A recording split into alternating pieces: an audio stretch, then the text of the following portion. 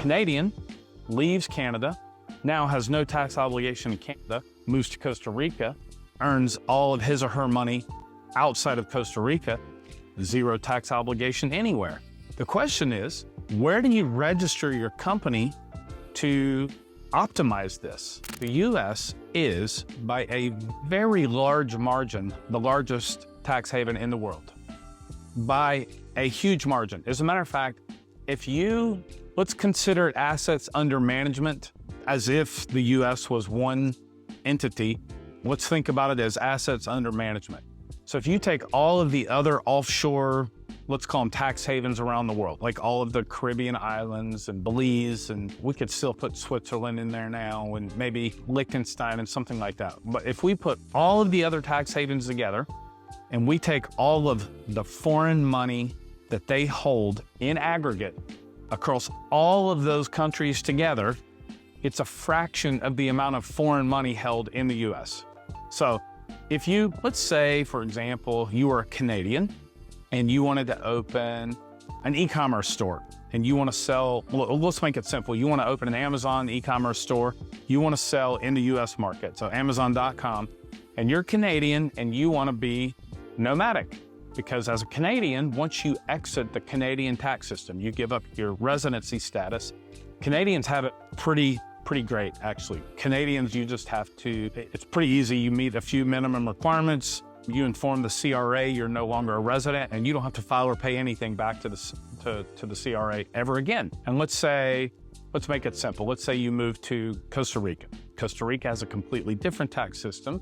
You only pay tax on income you earn within the territory of Costa Rica.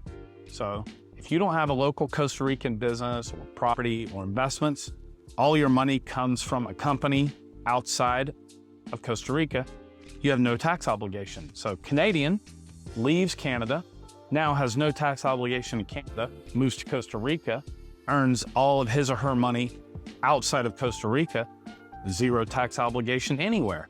The question is, where do you register your company to optimize this? The answer is pretty simple, the US. You register a company in the US because a US LLC by default, the tax status of a US LLC by default is pass-through. So the profits pass through to you as the owner. The company itself doesn't have a tax obligation. So all the profits pass through to you, and as a Canadian, you don't have a tax obligation in Canada. In Costa Rica, you have no tax obligation, and your company itself has no tax obligation. So you've just created a 100% tax-free situation for yourself. Now, I'm giving you a pretty simplified situation. There's a few nuances in there. We don't have time to go over every nuance for every situation here. But that's one example. You could do, let's say you're German and you live in, let's say, Portugal 4 months a year. You live in Colombia 4 months a year, and you live in Mexico 4 months a year. Because of your connection to those countries, you would actually never be a tax resident in any of those 3 countries. And as a German, once you exit the German tax system, you don't have to pay or file anything in Germany either.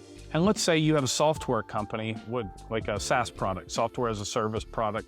Where would you register the company? The US is a perfect solution for that because the company itself has no tax. The income would pass through to the German owner. The US company, that US LLC, has no tax obligation, and this German person has no tax obligation. Now they live their life completely tax-free.